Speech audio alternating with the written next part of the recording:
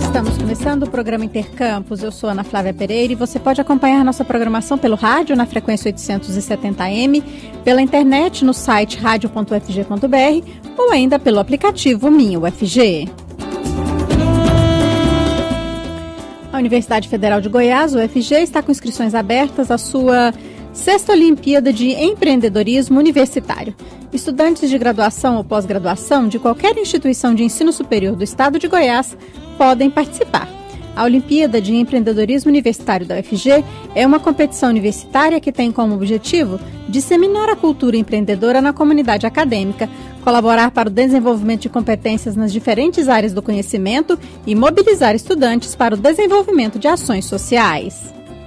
Inscrições à 6ª Olimpíada de Empreendedorismo Universitário da UFG são gratuitas e podem ser feitas até o dia 17 de setembro. Os vencedores ganham prêmios de até R$5.000. Os interessados devem procurar o Centro de Empreendedorismo e Incubação da UFG pelo telefone 3209-6034 ou pelo e-mail eventos.ceiufg@gmail.com ou ainda pelo Instagram, @ceiufggoiânia. E hoje é dia da nossa parceria com a Universidade Federal de Jataí. As novidades da instituição a gente confere com a Estael Gonçalves. Olá, Estael, o que você nos conta hoje sobre a UFJ? Flávia, bom dia. Bom dia a todos os nossos ouvintes.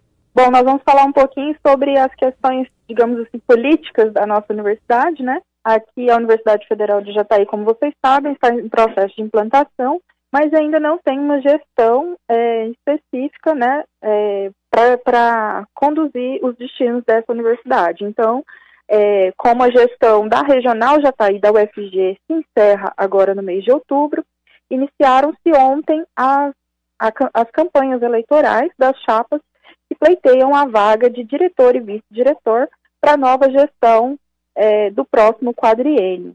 Então, quem quiser acompanhar todo o processo eleitoral pode acessar a nossa página jatai.ufg.br e acompanhar todo o processo. Lá estão dispostos documentos como o edital de abertura das eleições, as chapas e outros documentos pertinentes ao processo. Então, aqueles que se interessarem podem acompanhar. Além disso, os candidatos já iniciaram, né, o processo de campanha, então os interessados em conhecerem um pouquinho podem buscar, sobretudo nas redes sociais, as informações sobre os candidatos para esse pleito aqui na Regional Jataí da UFG. As eleições vão acontecer ao final desse mês e então saberemos quem serão os gestores, né, da instituição enquanto regional para os próximos anos. Além disso, nós queremos falar sobre duas novidades muito positivas para a nossa instituição, que são a disponibilização do Laboratório de Audiovisual para a comunidade acadêmica. O espaço tem sido utilizado para gravações de áudio e vídeo de vários projetos, como projetos de extensão e pesquisa, que tem por objetivo produzir materiais para divulgação científica. O estúdio de audiovisual conta com preparação acústica e alguns recursos específicos para a produção desse tipo de material. Então, é um espaço interessante para que a gente possa trabalhar, né, a divulgação científica da nossa instituição e mostrar para a sociedade a importância do que é desenvolvido dentro das universidades no momento em que é preciso que nós tenhamos esse perfil, né, mostremos para a comunidade aquilo que realizamos dentro das nossas instituições. Além disso, o Centro de Recursos Computacionais seccional aqui de Jataí acaba de ser alocado em novo ambiente que permite maior efetividade na prestação dos seus serviços. Essa nova sede, localizada no prédio da antiga biblioteca, agrega todos os serviços do Sercomp no mesmo ambiente e melhora as condições de trabalho para os servidores que ali atuam. Nesse prédio da antiga biblioteca, aqui na nossa regional, também vai funcionar um novo espaço para a área administrativa da direção da regional. Nas próximas semanas, esse ambiente estará também disponível para a comunidade universitária como um espaço de mais conforto, acessibilidade e características que contribuem para o bom andamento dos serviços aqui na nossa instituição. Então, por hoje, são essas as nossas notícias, Ana Flávia. Tá ótimo, Estael, muito obrigada e até semana que vem, então. Agradeço vocês e até semana que vem. Hoje é dia também da nossa parceria com a Universidade Federal de Catalão. O jornalista Eliton Alves é quem nos conta as novidades da instituição. Olá, Eliton, tudo bem? O que você nos conta hoje? Bom dia, Ana Flávia. Bom dia aos ouvintes aí da nossa querida Rádio Universitária. Bom, de novidades hoje, a gente está aqui, né, iniciando aí as atividades do mês de setembro. Temos, então, a oportunidade de divulgar para toda a comunidade que está nos ouvindo, né, principalmente das demais regionais da UFG e pessoal de todas as outras universidades que estiverem acompanhando. Vamos divulgar, então, os nossos principais eventos que vão acontecer aqui nesse mês de setembro. Inclusive, uma das principais informações que eu trago é a prorrogação das inscrições para envio de trabalhos e submissão também de propostas de minicursos e oficinas para o nosso 5º Compex, né? É a 5ª edição aí do nosso Congresso de Pesquisa, Ensino e Extensão, realizado aqui na Regional Catalão, né? Um desmembramento aí do Compex geral que é realizado na UFG. Então, aqui a gente partindo para a nossa 5ª edição e importante ressaltar isso, então, quem ainda não tiver feito a sua submissão de trabalho ou que esteja aí com uma ideia muito legal de proposta de minicurso e oficinas, né? Esse período, então, de prorrogação que vai até o próximo dia 8, ou seja, ainda temos aí 5 dias, né, de prorrogação desse período de inscrições.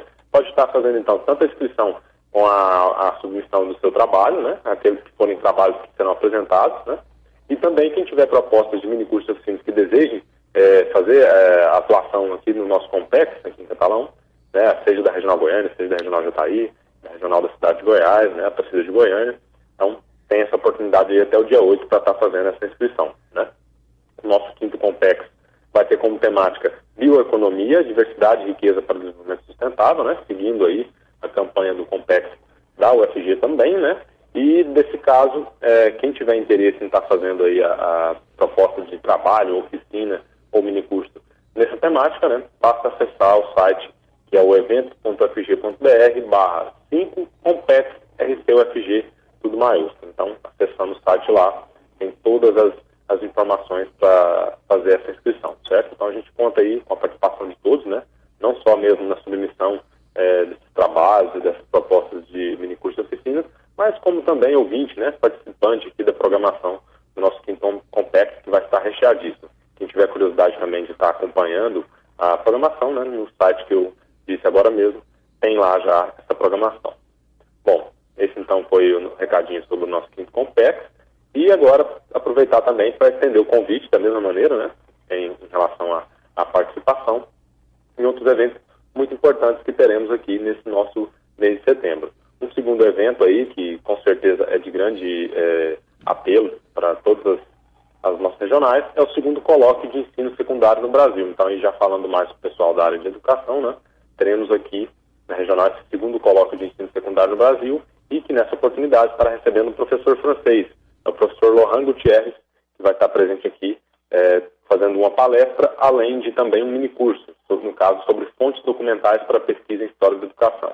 Então, ele vai ministrar esse minicurso, né, aqui, vai ser no dia 9 de setembro, e, além disso, ele também fará uma palestra sobre a evolução da pesquisa em ciências da educação na França após 1967. Então, será essa temática aí, né, da história da educação que vai permear esse 2º Colóquio de Ensino Secundário. Então, reforçando aí, né, tem mais pessoas que farão parte dessa programação, né? Terá outro minicurso também de metodologia da pesquisa em História da Educação, que será ministrado pelo professor Henrique Martins da Silva, aqui do UFG Catalão, além de uma palestra também, que vai marcar o encerramento do evento, que será ministrada pela professora Ana Maria Gonçalves, também aqui da Regional Catalão, que vai falar sobre educação confessional em Goiás, 1889-1943. Então, no dia 9 e 10 de setembro, essa também é uma das atividades que a gente vai ter aqui, a qual a gente estende para todas as pessoas interessadas, né, o convite para a participação. Além desse, outro evento muito importante, muito legal, que já acontece com muita frequência aqui na Regional Catalão e que dessa vez vai ser uma edição especial, vai ser o nosso Café Filosófico especial com Viviane Mosé, né? Então, a Viviane Mosé vai estar presente aqui na Regional Catalão no próximo dia 12 de setembro, né, de 2019, às 19 horas, no nosso auditório professor Paulo de Bastos, aqui na Regional Catalão mesmo, né? E vai fazer, então, esse Café Filosófico especial em comemoração, né, aos anos já de realização desse projeto aqui na Regional Catalão. Então, lá no site da Regional Catalão, quem tiver interesse em fazer a inscrição, tem várias modalidades de inscrição lá, tá? Tá bem acessível o preço para participação desse evento, e é só acessar o nosso site, o catalão.fg.br, lá terá na guia dos eventos o site e as informações para quem desejar fazer a inscrição nesse evento. Esse também é um outro evento que a gente convida, né, todo mundo aí das outras regionais para estar marcando presença e aproveitar essa oportunidade de estar aqui com a Viviane Mosé, né, nesse dia 12 de setembro.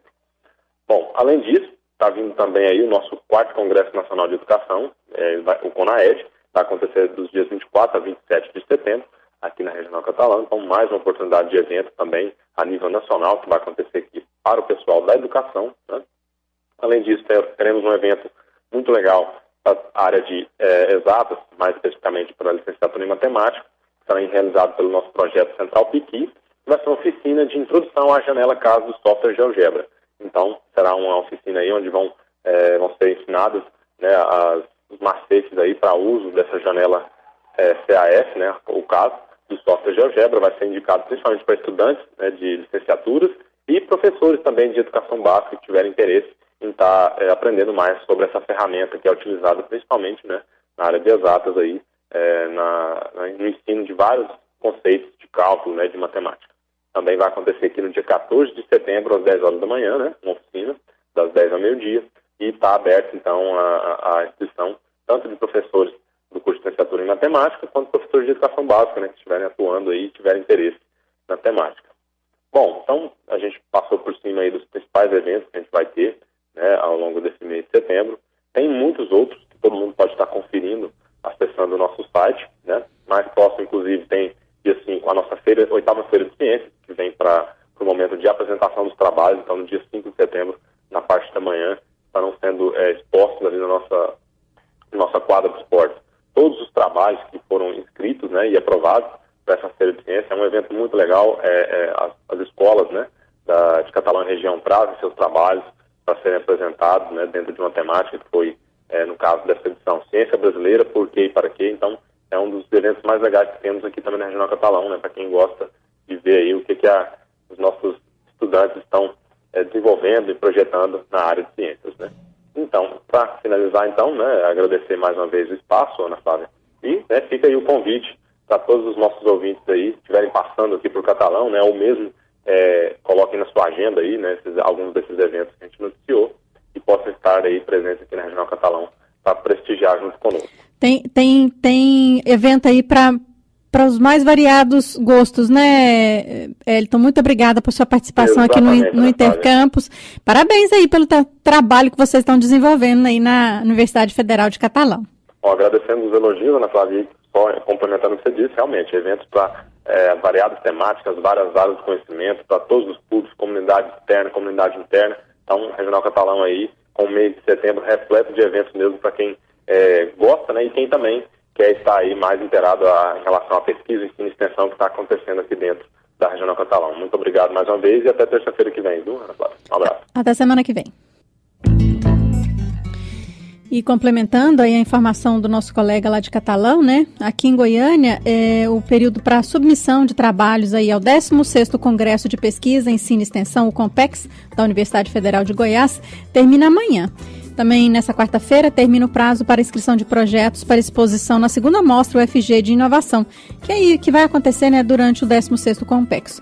O 16º Congresso de Pesquisa, Ensino e Extensão da UFG será realizado entre os dias 16 e 23 de outubro, aqui na Regional Goiânia da UFG. Voltamos a apresentar Intercampus.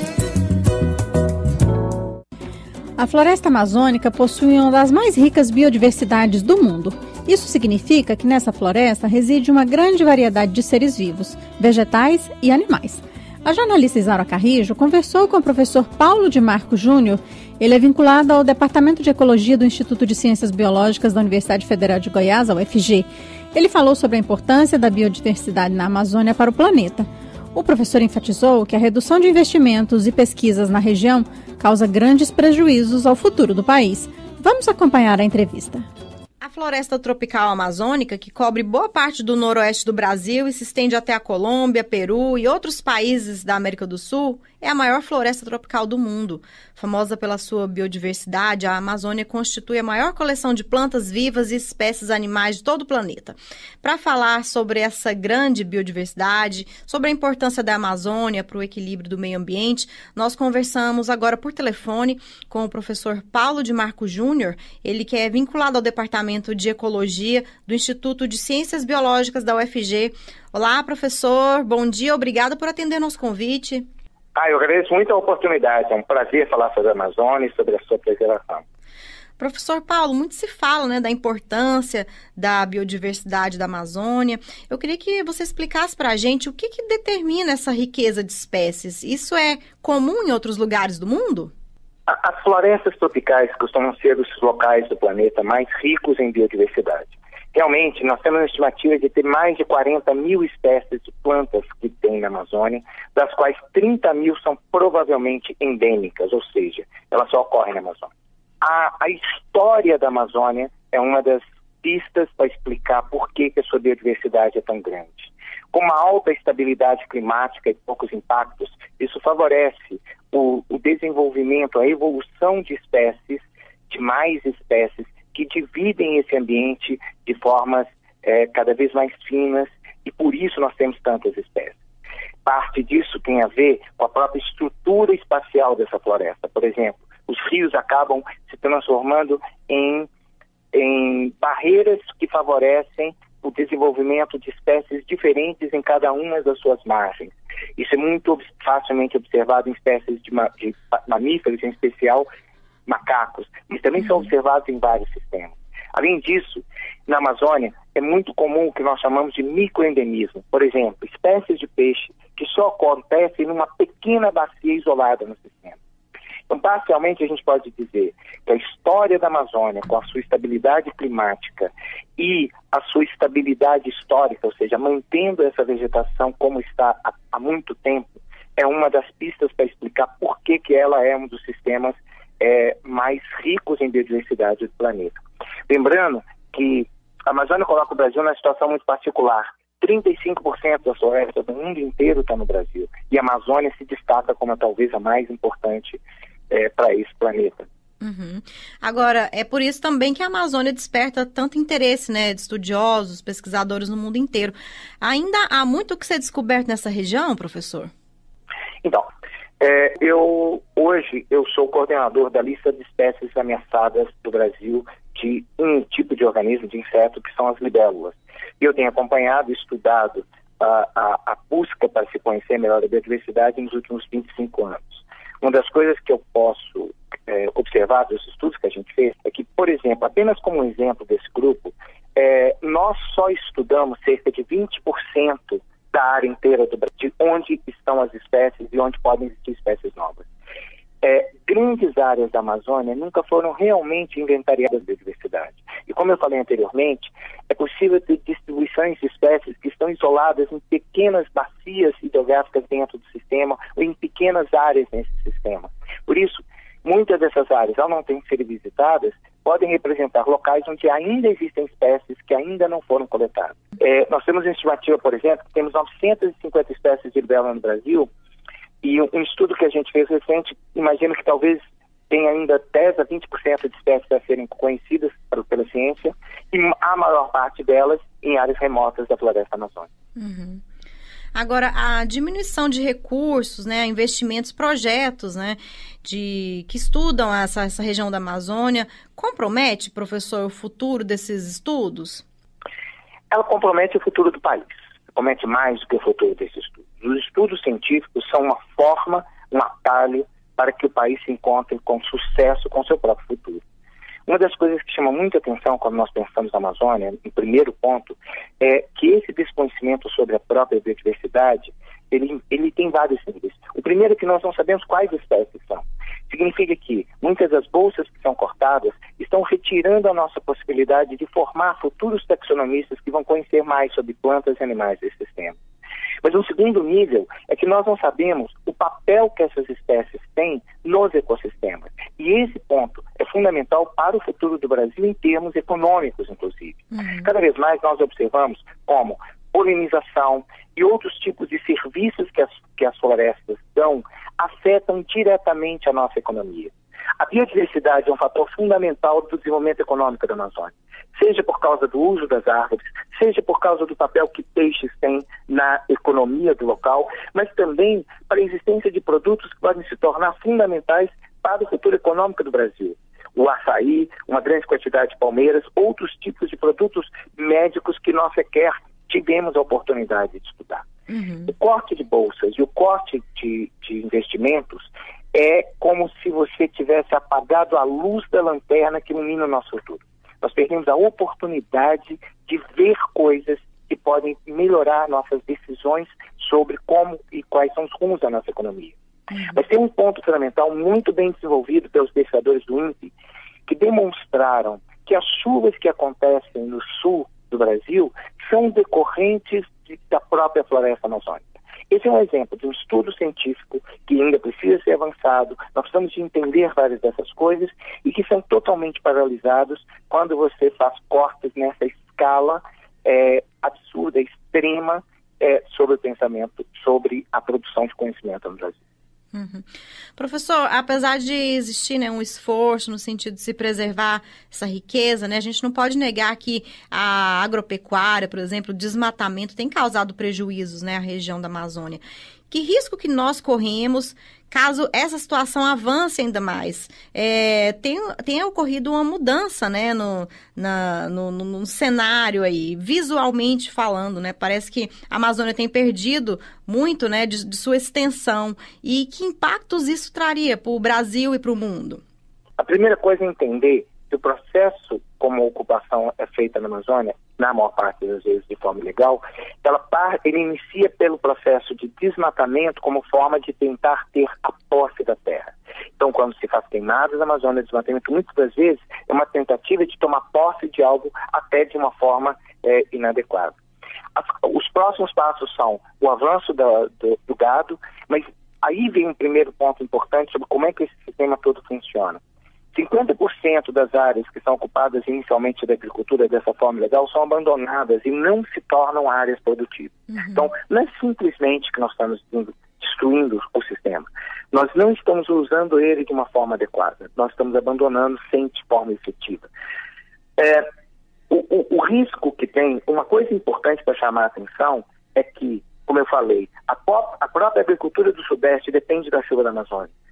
Perder a Amazônia afeta o clima em escala mundial, mas afeta o clima em escala local, que afeta a nossa economia.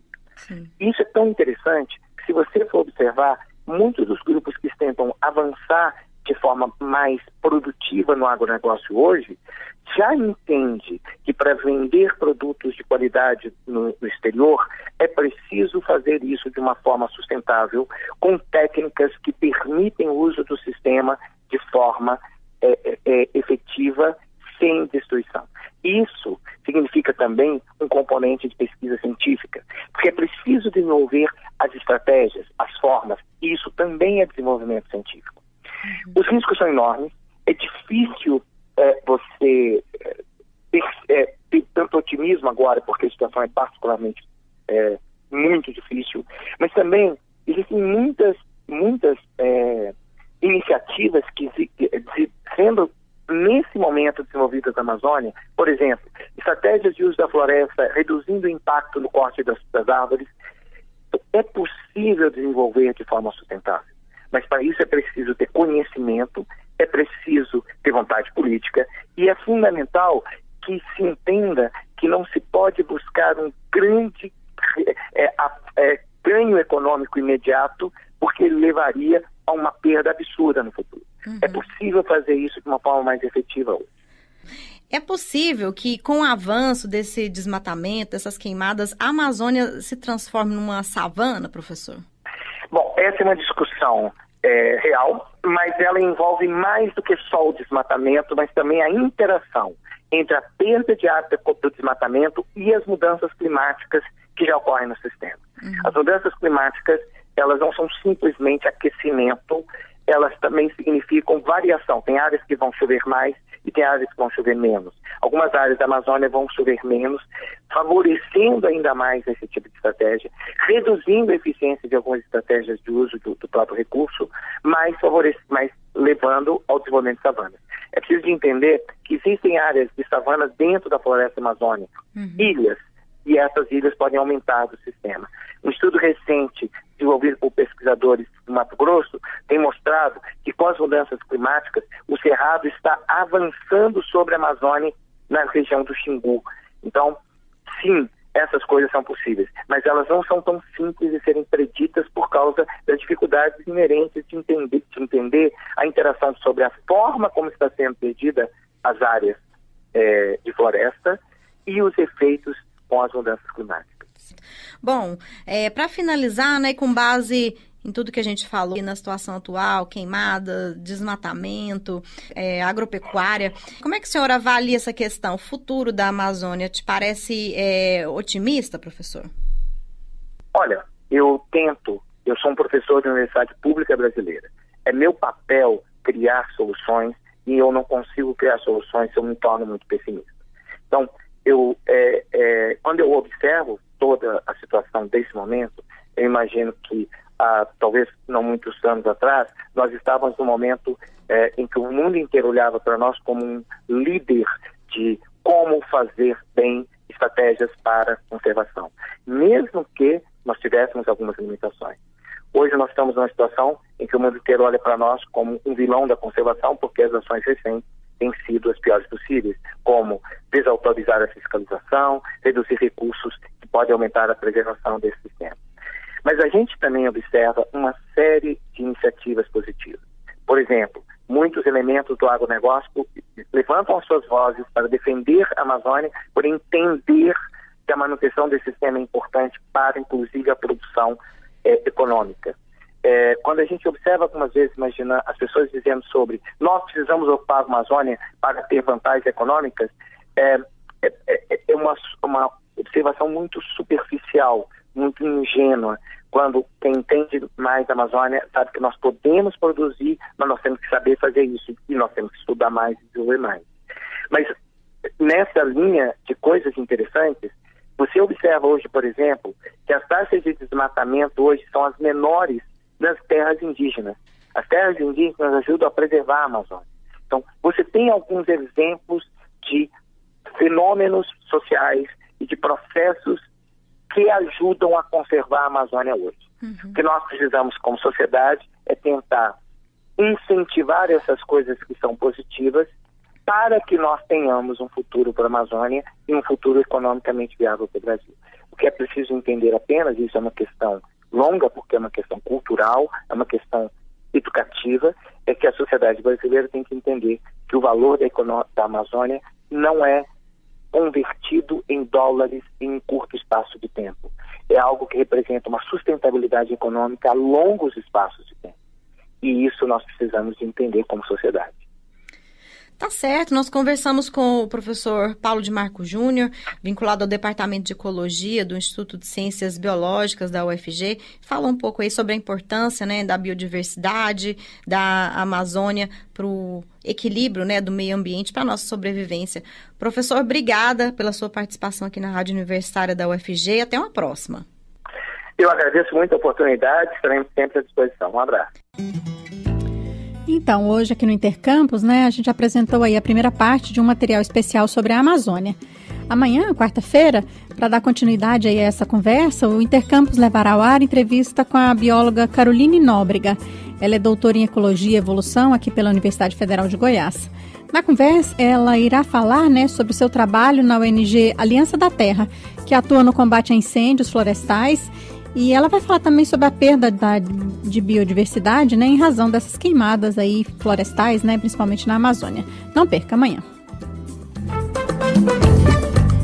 E com essa informação a gente encerra o Intercampus de hoje. Os trabalhos técnicos foram do Murilo Cavalcante. Obrigada pela audiência e até amanhã.